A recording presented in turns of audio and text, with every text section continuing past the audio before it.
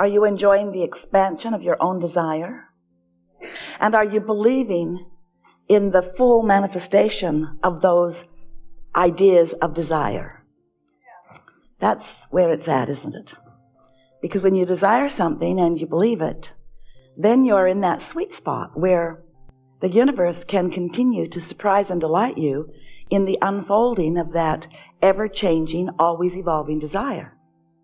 But if you are disappointed that it hasn't come yet, then you're not in that sweet spot. You're in that disappointed spot.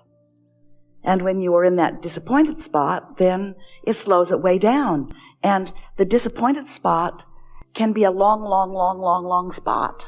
In other words, the universe can continue to disappoint you if you're in the disappointed spot. So the key is to figure out how to not be disappointed when it hasn't happened to you yet, when it hasn't come into full-blown manifestation yet. Because it has come into being. There is a vibrational version of your desire that is alive and well and gathering cooperative components. And you can tap into that, even though you can't yet see it or hear it or smell it or taste it or touch it. You can tap in to the actuality, to the reality of this vibrational version. And when you do, then disappointment cannot be upon you because you are actually sensing this unfolding. It's like this anticipation of more to be seen and heard and so forth. You never get it done, so there will always be something more that you have sifted from life that you now want, that is in the process of becoming. And we want you to enjoy all of the phases of the unfolding of this.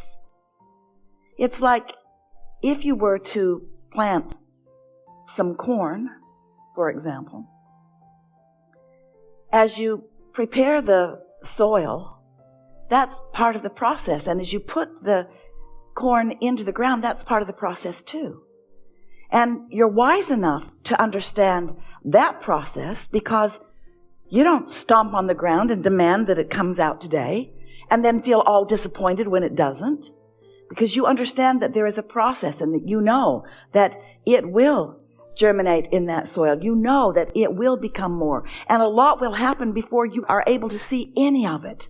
And then for quite a while, even though you can see it, you see it in its beginning, not in its fullness. And if you are a wise farmer, you understand that all is well in this unfolding process. And we want you to understand that you are the creator of your own reality and that a lot of your seeds are in the ground. But if you're stomping on them, disappointed that you're not seeing them yet, you're slowing the whole process down. We want you to leave here today with a greater understanding of what it feels like to be in that happy, anticipatory state of being, where you are trusting the process, and even more, you are believing in your own worthiness. You are expecting good things to happen to you. Because sometimes you look out into the world in a sort of comparative fashion, and you don't know how long ago somebody planted their corn. You don't know how long they even wanted corn. You don't know how ready their soil was when they planted it. You don't know about their corn. You only know about yours. But as you compare your newly planted seed with someone else's long ago planted seed, sometimes then you come away from it feeling unworthy or incapable when you are not. You have so much more in this now potential for getting your energy straight in order to begin a faster process toward the things that you want than you realize. And sometimes what happens to you, because you've not really understood the laws of the universe, and you've not really understood your place in the universe, and you have not really understood your relationship with your inner being and with all that is and with the energy that creates worlds. So you have been responding to conditions and thinking thoughts all over the place about wanted and unwanted. You've been thinking about what you want in the absence of it, and you've been noticing what is for quite a long time in many cases. And so, because you have not deliberately and knowingly been focusing yourself within your understanding of the laws of the universe, you've been wanting and then noticing the lack, and wanting and then noticing the lack, and you haven't allowed any momentum to go. And so sometimes what you've been wanting it for a long enough time that now your habit of thought around it is that it's not happening, and your emotion around it is disappointed rather than eager and anticipating. And so we want you to understand that you can't measure from where you stand right now how long anything is going to take by how long it's been taking. Because that was then and this is now. And because then you didn't know what you are knowing now. In other words, don't compare how long something will be. One day a man sat in the hot seat and he was really sad because he had experienced a dramatic and drastic financial downturn. And in his words, "Abraham, I've lost everything. And I'm in my 60s, he explained, and I just don't see how I will ever, in this lifetime, recover or even come close to recovering." And we said, "You are misunderstanding a really fundamental thing. You cannot measure where you are in relationship to whatever it is that you're wanting by the manifestation that you have in your life experience right now. That is irrelevant." Didn't feel irrelevant to him because he had a lot of assets a few days ago, and now he didn't have any of those same assets. His balance sheet looked very different, and because of his balance sheet looking different, he felt very different. And we said, you got to understand that you've been amassing vibrational momentum, and that your point of attraction today, after understanding all of that, is very different than it was all those years ago when you were just beginning. The universe is responding to your vibrational projection, to your vibrational offering. And you can stand here and let this circumstance that has happened to you, you can let it be the reason that you think the thoughts you think, and therefore project the vibration that you project, and therefore accomplish the point of attraction that you can accomplish. And you're right, it won't be in this lifetime that anything begins to turn around for you. Or you can stand in the vibration that you have accumulated. You can be and experience the momentum that you've been gathering, and it can turn around fast. And he could hardly believe what he was hearing from us, because he couldn't get his thoughts around the idea that something that had taken him so much of his life to accomplish could now be accomplished in a very short period of time, because it isn't about time, it's about alignment. It is not about time. It's not about anything other than what you are doing with your vibrational alignment. It is simply what you are doing with your beliefs in relationship to your desires. When you desire something that you believe, there's no time between the vibrational accomplishment of it. But when you want something and you doubt it, there's as much time as you continue to doubt it. Sometimes people will say, well, how long will it take me to get from where I am to where I want to be? And we say, as long as it takes you to stop doubting and start believing. And they say, well, how long will that take? As long as it takes you to stop doubting and start believing. Well, how long does that take? Well, it takes as long as it takes for you to stop doubting and start believing. Well, how long does that take? And we say it's really a variable. But it has to do with how conditioned you are at focusing on what is, and how willing you are to focus upon the vibrational what is. As humans, most of you, we love you so much, but you give most of your attention to things that are occurring. In other words, you are reacting mostly to the circumstances around you. So most of your vibration is in reaction to what is.